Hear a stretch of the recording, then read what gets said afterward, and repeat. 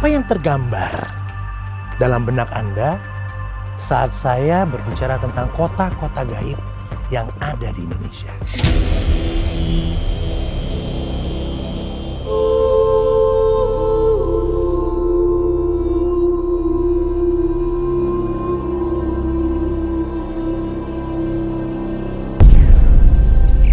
Dalam belantara Indonesia, sering terdengar cerita tentang sebuah negeri yang hilang dari peta, tempat-tempat yang nyaris tidak terlihat oleh mata manusia biasa.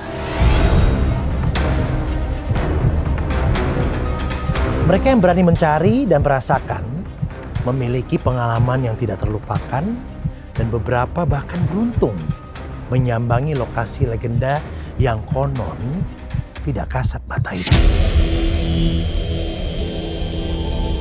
Hari ini, Mata Indigo akan membawa Anda dalam perjalanan menuju misteri ini. Saksikanlah pengalaman unik orang-orang yang telah melangkah ke wilayah yang dianggap hilang ini. Dan mari kita menjelajahi keberadaan mereka yang hingga kini masih mengejutkan banyak orang.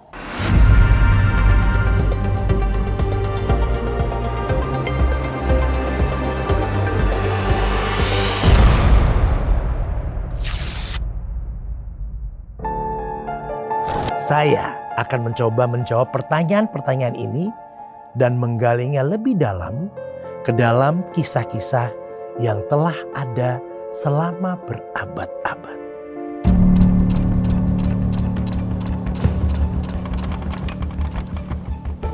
Kota Gaib Saranjana. Kota ini letaknya di Kota Baru, Kalimantan Selatan. Bagi masyarakat setempat, kota ini sudah melegenda sejak puluhan tahun yang lalu. Letak persis Saranjana diyakini berada di desa Oka-Oka, Kecamatan Pulau Laut, Kepulauan Kota Baru di Kalimantan Selatan. Konon, kota ini memiliki teknologi yang canggih serta dikelilingi oleh gedung-gedung yang bertingkat. Dihuni oleh pria dan wanita yang memiliki paras tampan dan cantik. Namun, secara fisik Saranjana hanya terlihat sebagai sebuah bukit yang ditumbuhi pepohonan dan langsung bersebelahan dengan laut.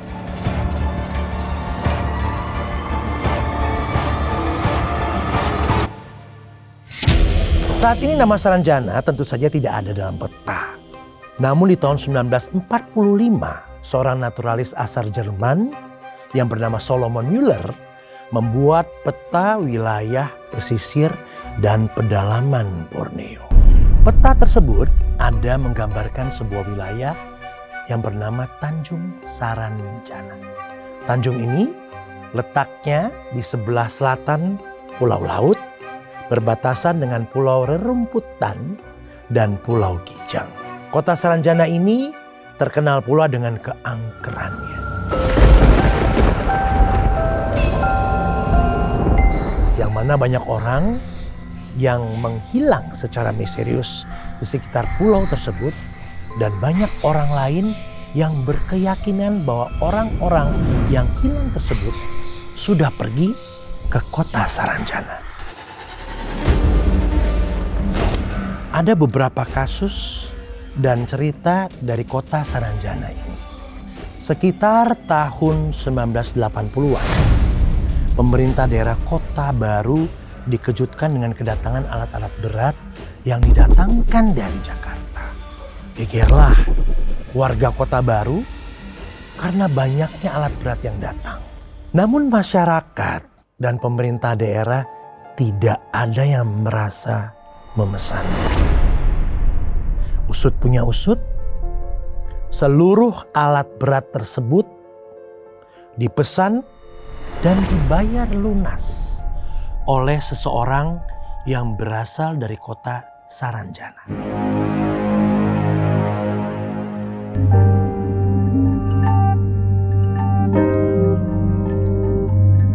Lalu ada cerita kedua, konser Ada Band dan Ari Lasso. Kejadiannya sekitar tahun 2005 lalu. Tiket yang terjual 7.000 sampai 8.000 buah. Namun ketika konser berlangsung, orang yang menonton pertunjukan mereka mencapai hingga 14.000 orang. Tapi berbeda dengan penonton konser Ada Band dan Ari Lasso pada saat itu, mereka hanya diam dan dingin memandang ke arah panggung.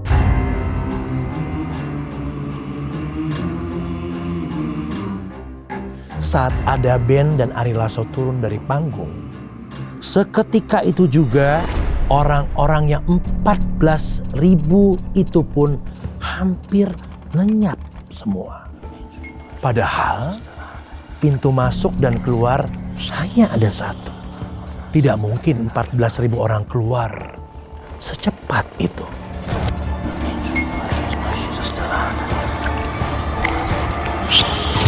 Ada lagi cerita tentang pria tampan dan wanita cantik. Menurut kesaksian beberapa warga, bahwa warga Saranjana secara fisik sama dan menyerupai manusia. Bahasa yang digunakannya pun menggunakan bahasa Banjar. Namun mereka tidak punya lekukan antara batas bibir dengan hidung. Mereka bersosialisasi secara biasa. Tak jarang mereka mengajak masyarakat umum mampir ke kediaman mereka. Tapi menurut mitos, jika seseorang itu sudah ikut masuk ke kota Saranjana, dia tidak akan bisa meninggalkan kota itu. Apakah benar faktanya seperti itu? Bagaimana pendapat penonton Mata Indigo? Tulis kolomnya ya, di kolom komentar.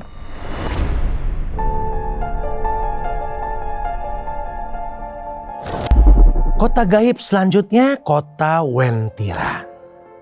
Sudah pernah dengar? Jangan kaget.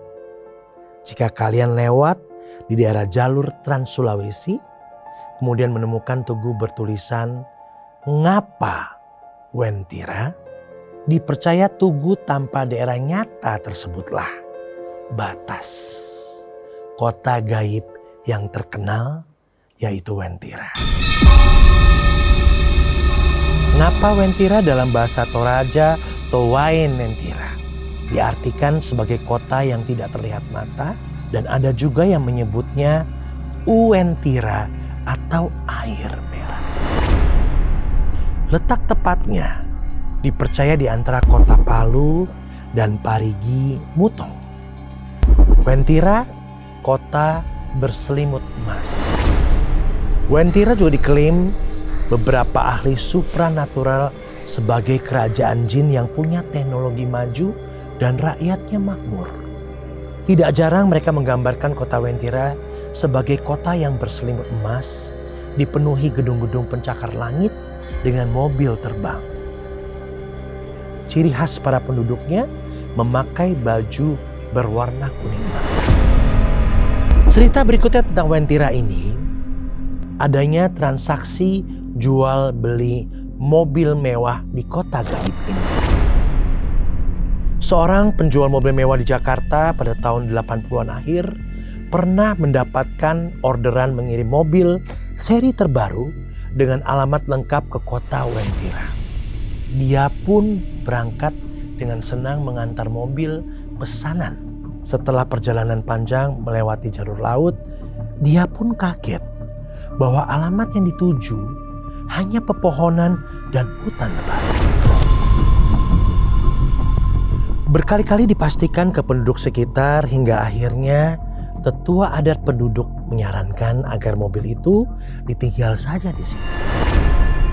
Karena seringnya terjadi kejadian serupa, dan dijelaskanlah apa itu kota Wentira.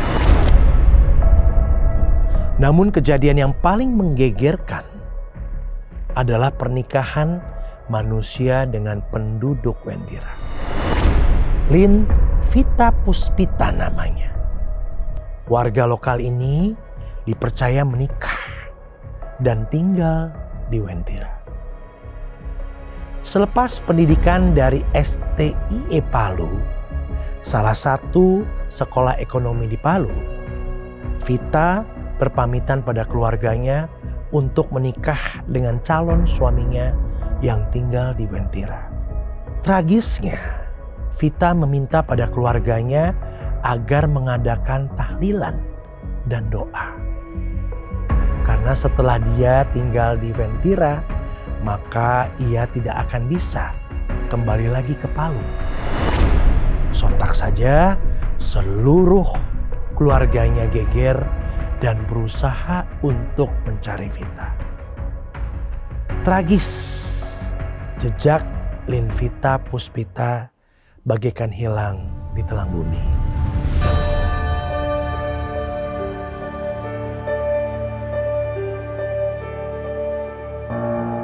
Ada cerita kota gaib lainnya, yaitu kota gaib Padang 12.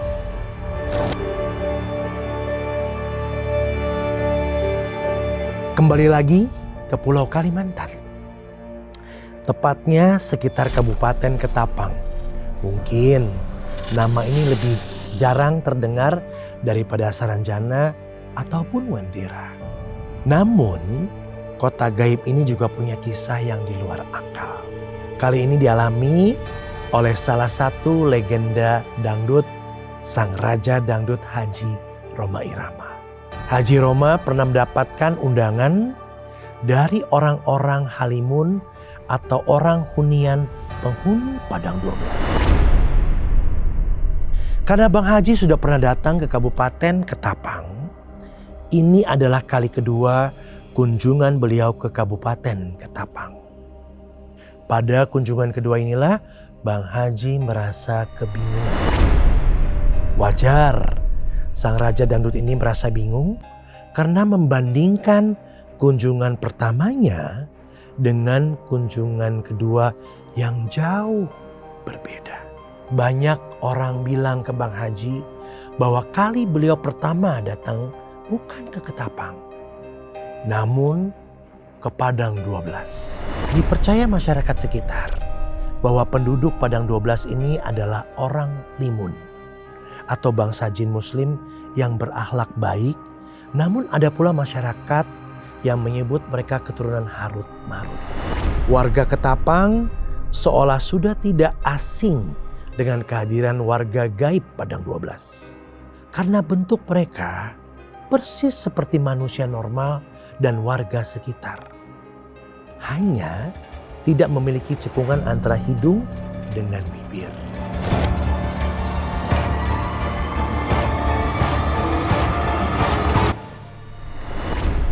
Orang Limun Padang 12 sangat sering berinteraksi dengan warga sekitar. Bahkan transaksi jual beli di pasar Ketapang. Disinilah uniknya. Beberapa pedagang yang bertransaksi dengan orang Limun bukannya mendapat uang, namun dibayar dengan kunyit. Namun bagi pedagang yang sudah hafal, bukannya marah, mereka malah bersyukur. Mereka sudah tahu kalau kunyit itu akan berubah menjadi emas murni jika dijual, atau lebih-lebih keuntungannya daripada dibayar dengan uang tunai. Lalu apa hanya itu saja kota-kota gaib yang ada di Indonesia?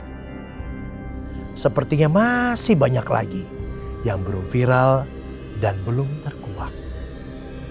Bagaimana dengan jejak masyarakat yang hilang misterius? Mungkinkah mereka masuk ke kota gaib? Atau jangan-jangan malah tragedi yang menghampiri mereka? Kita akan bahas di episode berikutnya hanya di Mata Indigo. Dan jangan lupa like, komen, dan subscribe.